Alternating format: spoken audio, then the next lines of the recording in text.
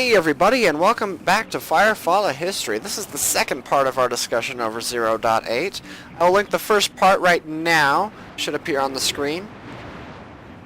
And this video is going to be over the changes to battle frames and balance. Last time we talked about some of the new systems and content they put in. This is going to be all about battle frame changes because they made quite a few. First off, Crater has been reverted to the iteration prior to what it was before. It now can be triggered from the ground, and you will hop up, and you can steer with the WASD keys. It can still be triggered at great height, and as far as I know, it should still have the damage multiplier applied to that. Missile Shot has been changed to be based on how much damage the primary weapon does on the Tiger Claw.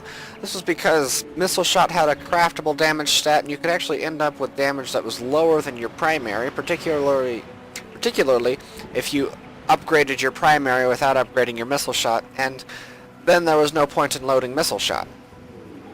Dreadnoughts have been adjusted a little bit in order to fulfill their roles a little bit better, since Rhino is meant to be the damage dealer of the Dreadnought class and Mammoth is meant to be the heavy low damage tank. They adjusted the primary weapons to suit that style. The heavy plasma machine gun has been nerfed quite a bit. It is now the lowest damage primary for the Dreadnought class. After that we have the heavy machine gun, which is in the middle of the chain gun weapons.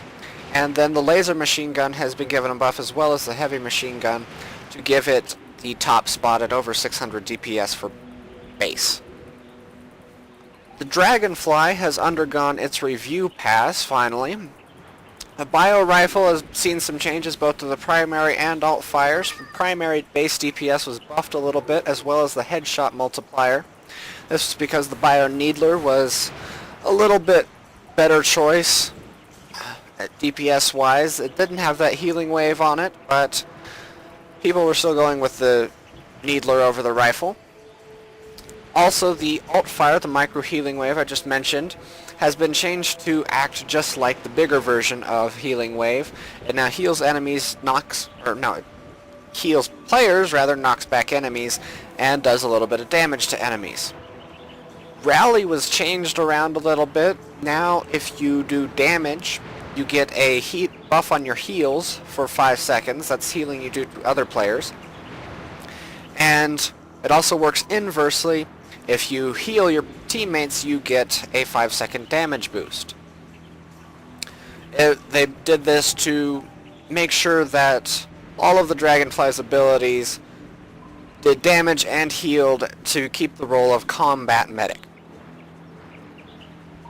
Healing Dome has been completely reworked. Well, not completely, but instead of a stationary deployable like it was before, sort of like Tiger Claw's HKM, now it emanates from the Dragonfly, just like Necrosis, and it also gives a damage buff to people who don't need heals, so they still have an incentive to stand under Healing Dome while it's in use.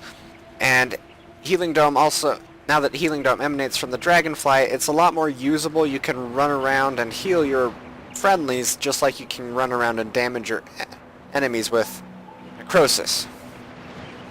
And finally, the debuff duration stat from Emergency Response has been removed, and in its place you've now got a stat that modifies how much healing your friendlies get from it.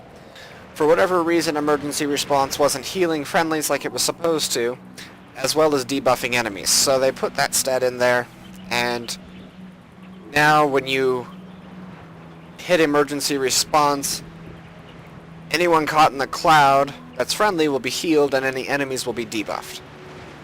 Anyway, that's about it for this video. Don't forget to like and subscribe, and share my videos around.